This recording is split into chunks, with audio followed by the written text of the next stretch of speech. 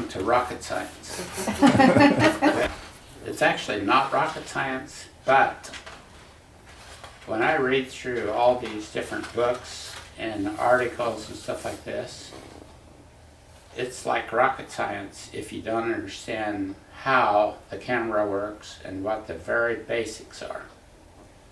So, advanced questions are not allowed because it might confuse somebody.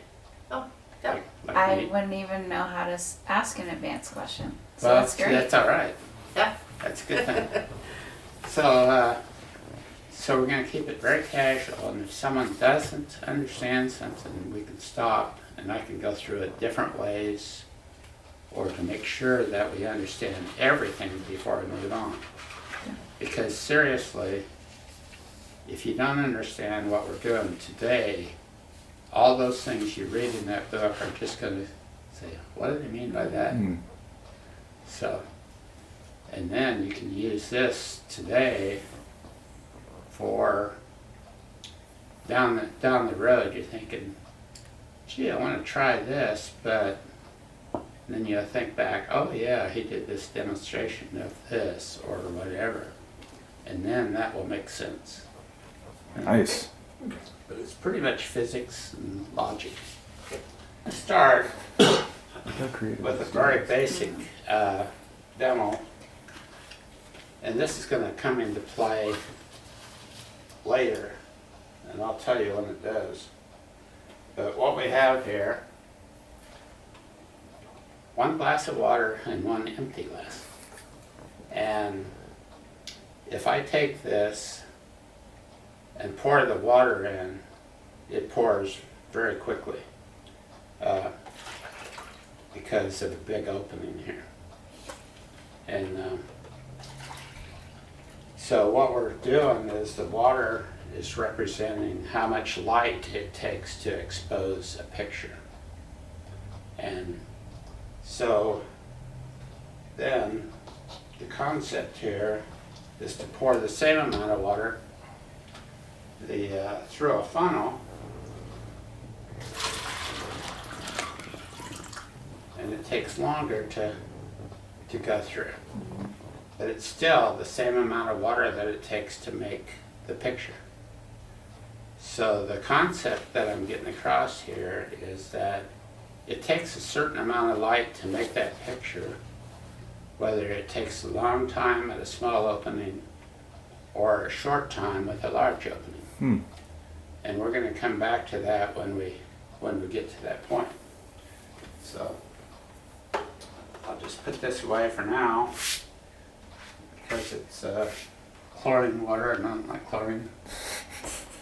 But then I am going to go to, okay, the next thing we're going to do is talk about that speed that I poured it in. We're going to pull out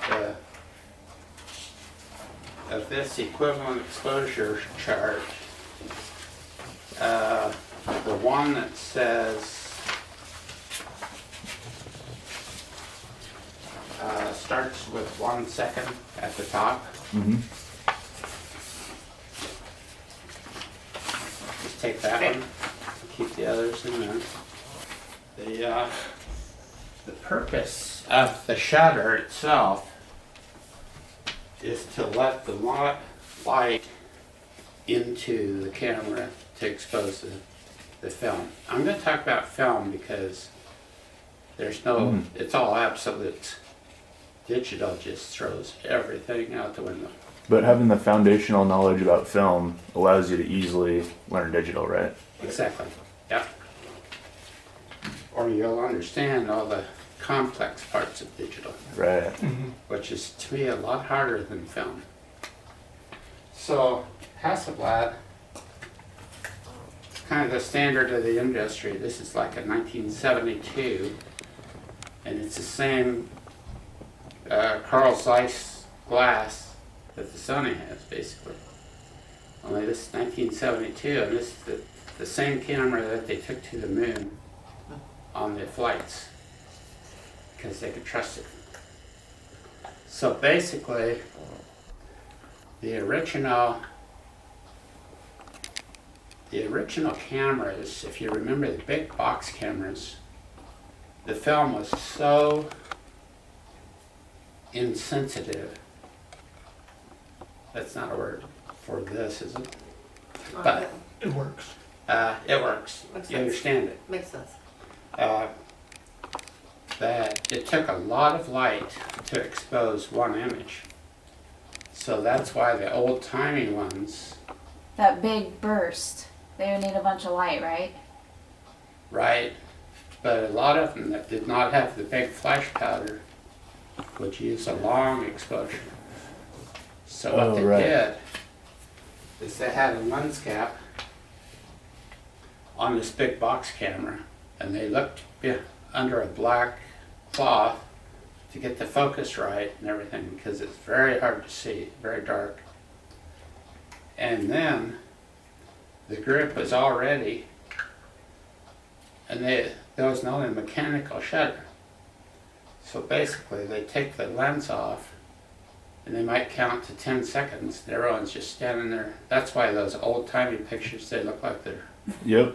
Or they look very somber. They're Yeah, just- because they have to stay there in that Yeah. pose yeah, for it wasn't a quick response type Yeah. thing. Right. no candid shots. Yeah. So, but then along came the mechanical shutters. And what that did, it's the same effect as taking the lens cap off and so forth, except for it's all timed. And I don't know if you can, this one, I don't know if you can see through here. This is a 1 second. Oh, Oh, yeah. Okay, did you see it work? Yeah. Okay. But, so that's 1 second. Can you do it one more time? I want to make sure it's on camera. Okay.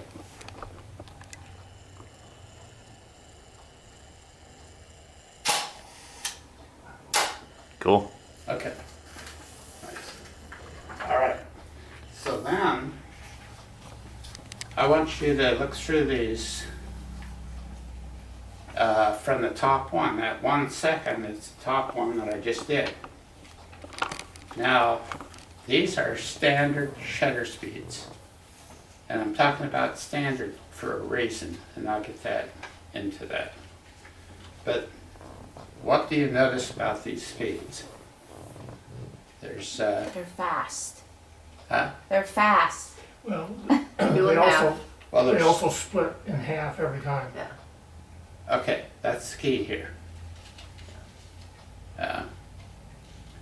So you got 1 second, half a second, fourth of a second, eighth of a second.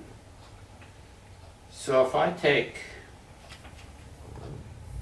a 1 second like I have, and I change this to half a second, how much light comes into the film? Half as much light. Half as much. If I do fourth of a second,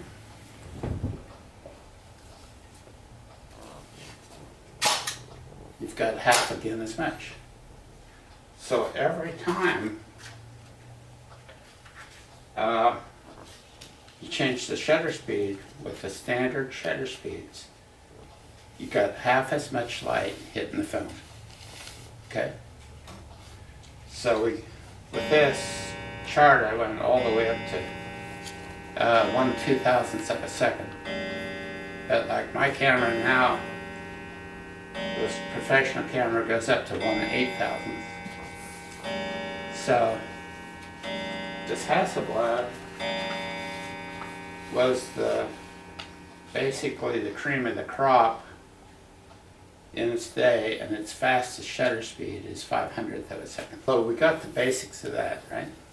You get half as, so you can imagine how much difference in light there is between 1 second and 1/2000th of a second. If it's half as much light every time you change.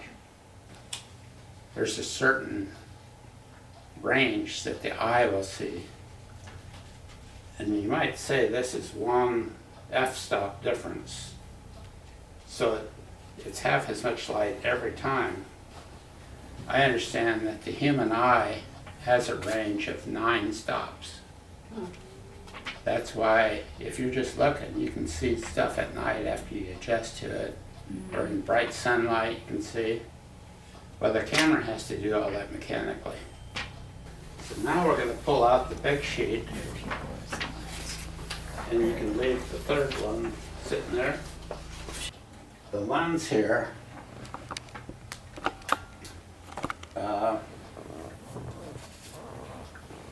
has a big opening, and